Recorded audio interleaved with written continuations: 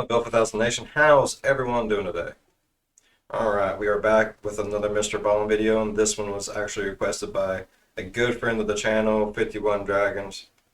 He said this one, unlike some of the other ones, is quite a more uplifting video. This one is titled Top 3 Most Legendary Animals They All Live. Yay. Alright, let's go ahead and get into today's story. I'm excited. Go ahead, turn the mics down low, put on something comfy, cut up with someone special. Let's get happy.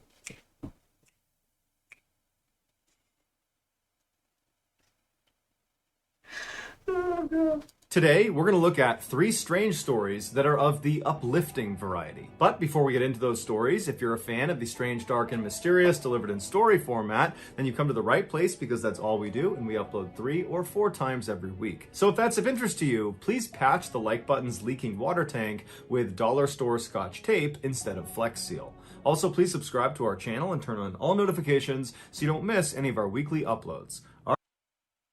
That stuff wouldn't hold a fly's fart together. Dollar Tree. All right, let's get into today's stories.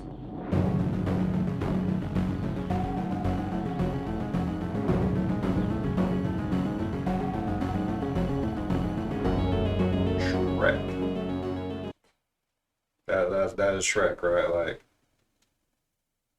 Sheep are known to be docile, compliant, and easily influenced. They seem to just mindlessly follow their herd without thinking. But one sheep from New Zealand, who was named Shrek, dared to be different. In 1998, a sheep farmer from New Zealand got up early one morning and headed down to his shearing shed to give his flock their annual haircut. And one by one, the sheep would come in, and the farmer would expertly shear off their wool coats and send them back out to the pasture. But unbeknownst to this farmer, Shrek decided he didn't want a haircut. And in fact, he didn't want a haircut ever again. And so while his fellow sheep were marching down to get their wool cut, Shrek secretly walked to the back of the pen, snuck out the back gate, and ran away up over the hillside without anybody noticing. And when he was finally out of sight of the farm, he just kept on running until he found this cave high up on this mountainside that he could hide inside of. Okay, I have probably a very stupid question. Not all sheep are like born in captivity, right? So what happens to the sheep if they don't get a haircut? Do they just turn into a big old pillow? Or like, how does that work? Uh, Not all sheep are literally owned by someone, right? There's no way in hell. Every sheep in the world is owned by a person that's going to cut them down. There has to be wild sheep out there that never get haircuts. It couldn't be that bad. What happens to them if they don't get a haircut? Do they suffocate in their own pillowness? First, the farmer didn't even realize Shrek was missing. He had many sheep to take care of, and so it was easy to lose track. But eventually, he did catch on, and he went out looking for Shrek, but he couldn't find him. And so eventually, he had to just accept that Shrek was gone. 6 years later, in 2004, this farmer was out walking around the hillside a couple miles away from his farm when something moved in the corner of his eye. And so he turned and looked uphill, and there, perched on a rock, standing proudly, was the most absurd-looking sheep he had ever seen. It was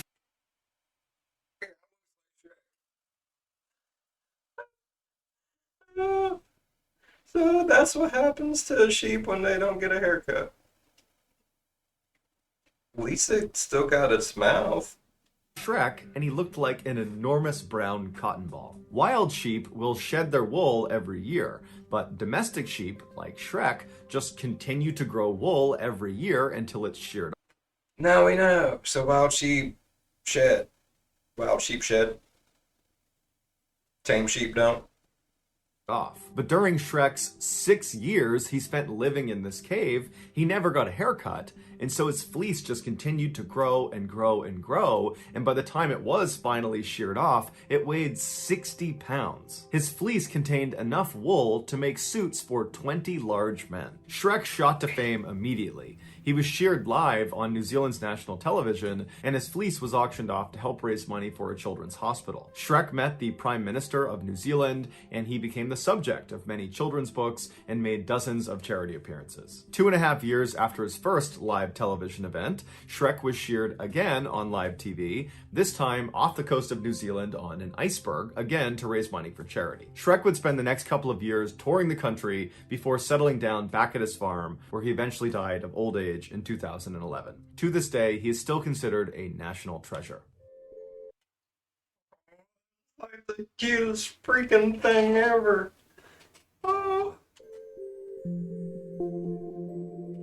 In 1982, a young boy named Leandro was living in southern Brazil with his family. One morning, he got up and went downstairs in his house, and he began looking for his beloved family pet, a tiny, young, red-footed tortoise named Manuela. The first place he looked was the back room of the first floor, where Manuela spent most of her time, but she wasn't in there. So he decided to search the rest of the first floor, where Manuela was allowed to free roam, but rarely did. But after looking around, he still couldn't find her. He knew she was too little to climb up the stairs to the second floor, so he figured she had to be hiding somewhere on the first floor. So he ran into his kitchen where his family was getting ready for the day, and he enlisted their help to go looking for her. Within an hour, they had turned the entire house upside down and had made their way out into their backyard, but there was still no sign of the little tortoise. And so while Leandro and his siblings were running around their backyard yelling out for Manuela, their father called them over and told them that unfortunately, Manuela was gone. Most likely, she slipped out of one of the doors that had been left open and had found her way into the nearby forest that butted up against their property. Leandro and his siblings begged their father to go looking for Manuela in the forest, but he told them that because she was so small, it would be nearly impossible to find her. Leandro was crushed, and he just prayed that someday that little tortoise would come back to him. 30 years later, in 2013, Leandro and his siblings were now grown adults and had moved out and had started lives of their own. But in January of that year, their father passed away, and so the kids decided to go back to the family home and clear out some of his old possessions. The father was a bit of a hoarder and was always on the lookout for old TVs and microwaves and furniture that other people had thrown away. And he would snatch these things up, he would bring them to his house and stuff them into his upstairs storage closet, promising his family he planned on fixing these things up. But he never did, and over time, as he collected more and more junk, that closet became so packed that Leandro's father couldn't even go inside of it, and so it was kind of just sealed off and forgotten about. Now that he was gone, the kids knew they would have to go in there and get rid of all that junk. They began hauling all of the stuff out and onto the curb for the trash collectors to pick up, and at one point, Leandro picked up a big, heavy box that looked like an old record player, and so he brought it outside, he set it on his curb, and then he turned around to walk back towards the house when his neighbor, who had been outside the whole time, jokingly yelled to him, "Hey, are you going to throw away this tortoise too?" And Leandro turned around, and there, poking its head out of the old record box, was Manuela the tortoise, happy and healthy as can be. 30 years earlier, Manuela had managed to climb inside of this old record box when their father had brought it home, and then the father brought that box upstairs and put it inside of his storage closet along with Manuela. Once she was inside this closet, Manuela just carved out a life for herself.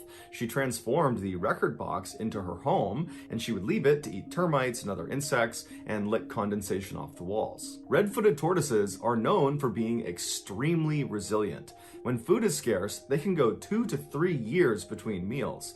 And if after that there's still no food, they can lower their body temperatures and other physiological processes and enter into this state of suspended animation that allows them to go even longer without sustenance. Because of this, it's no wonder that tortoises That's craziness right there.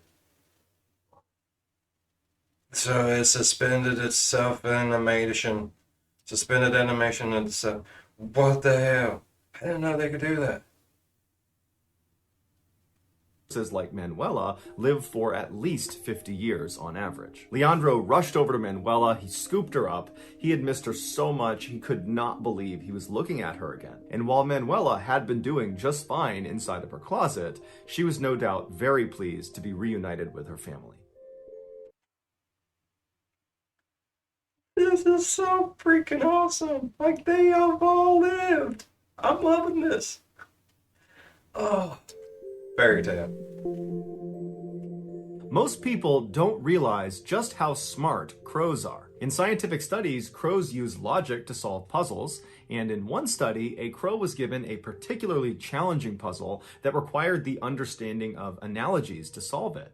And on this crow's first attempt, it immediately recognized the pattern and solved the puzzle within seconds. In the wild, crows will fashion their own tools, like a hook made from a bent twig that they'll use to help forage food more efficiently. Really? That's craziness. I didn't know crows was that smart. They're like little bird geniuses. Crows will also host these huge funerals for their fallen comrades. But the most fascinating aspect of a crow's intelligence is how they employ it against us. The same way we study crows, crows study people. They watch our behavior to look for patterns to help them determine if an individual is a friend or a foe. Once a determination is made, that crow doesn't forget, and they pass it off to their friends and their family, who will immediately put this information to use, even if they've never had a first-hand experience with the person in question. For the people who are determined to be the worst foes, like people who have tried to do harm to the crows have been known to stake out that person's house, and every time they come outside, they will swoop down violently trying to hit them, and they'll caw at them the whole time, and this behavior can go on for years. On the other end of the spectrum, the people who are determined to be the best friends of the crows get a very different treatment, one that seems like it's straight out of a fairy tale. In 2011, 4-year-old Gabby Mann was living in Seattle, Washington with her family. One day, when she was getting out of the family car, she dropped a chicken nugget onto the ground, and before she could pick it up, a neighborhood crow swooped down and took the free lunch. A few days later, when Gabby was on her back deck having some food, she dropped a piece of bread on the ground, and just like the last time,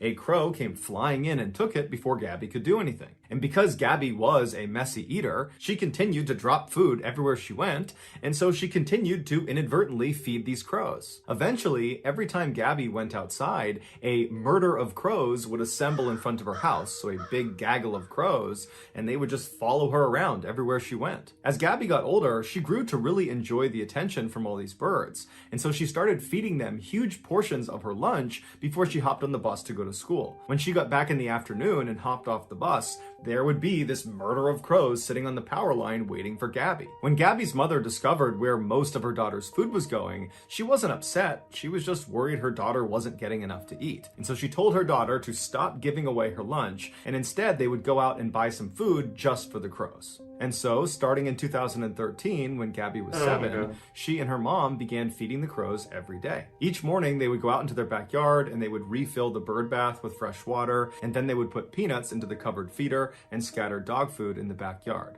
And the crows loved it. A few weeks into this new feeding ritual, Gabby went outside one morning to refill the peanut tray when she noticed something was already on the peanut tray. There was a small earring. She brought it inside and she showed it to her mom, and her mom said she hadn't put it there, and so Gabby was convinced the crows had left her a gift. Her mom wasn't sure. But over the following few weeks, when more and more little trinkets like a marble and a polished stone and a screw and a metal hinge, when those started showing up in the peanut tray and in the bird bath, Gabby's mom actually went out and installed a camera to look out into the backyard to see if it was really true that the crows were the ones leaving these things behind. And after reviewing the footage, she was amazed to see that, yes, the crows would come in and they would eat their food, they would drink their water and clean themselves, and then they would leave behind these shiny little trinkets as if it was their way of saying thank you for the food. Gabby was over the moon for these little gifts. She began collecting all of them and putting them in a jewelry box and labeling them of when she got them and how important they were to her, ranking them from most favorite to least favorite, her favorite being this little piece of metal that said best on it, and she jokes that the crows have the other half that says friends. But the crows' most astonishing gift came the following year in 2014. Gabby's mother was an avid photographer, and one day she was out by herself photographing a bald eagle that had come into town. And while she was taking these shots, she managed to drop a lens cover to one of her cameras, and she heard it hit the ground, but she was so busy taking photos that she told herself she would pick it up before she left. But after getting totally wrapped up in this photo shoot, she forgot about the lens cap on the ground and wound up going home without it. That night, when she got back to her house, she happened to go out onto her back deck as the sun was setting, and she thought she noticed something in their bird bath. And upon closer inspection, she couldn't believe what was sitting there. She ran back inside and opened up her laptop and pulled up the footage from the bird camera she had set up, and there it was, a crow coming into the yard before she had even returned from this bald eagle photography session. This crow was in the backyard with the lens cap in its mouth, and it went into the bird bath and it very carefully washed the cap in the water, and then it placed it very delicately on the side of the bird bath and checked it a couple times to make sure it was steady, and then it flew off. This behavior is very significant because it means the relationship between the crows and Gabby and her mom was not a transactional one. They were not just simply leaving behind these trinkets as a way of paying for the food. They were doing it because they had grown attached to Gabby and her mom. So when Gabby's mom was out in town taking photos of this bald eagle, This is the sweetest freaking thing I've ever heard in my life. Oh my god. I want befriend crows. I want some shiny shinies. at least one crow had just gone with her. And when this crow saw her drop the lens cap, it snapped into action, swooped down, picked it up, and returned it to the house because that's what best friends do. Today, Gabby and her mother still feed the crows every single day, and the crows still love Gabby and her mother. So that's gonna do it, guys. If you found the secret into That was literally the cutest little video I've ever seen in my damn life. Ah, it made me feel good on the inside. I'm warm and tingly. Right there. Hey, thanks so much, man, for the suggestion. Literally, thank you so much. That.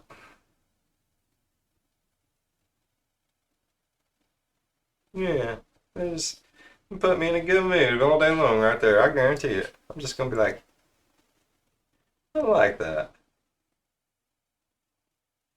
Alright, if you all liked this video as much as I did, please leave a thumbs up. If you're a fan of the spooky, scary, strange, deranged, or things that make you go, aww, think about subscribing. They don't happen often, but that's what we do. As always, be good to one another. I'll see you in the next one. Bye bye. Oh, I wanna befriend a murder of crows. Like, bring me some shiny shinies. Heck yeah.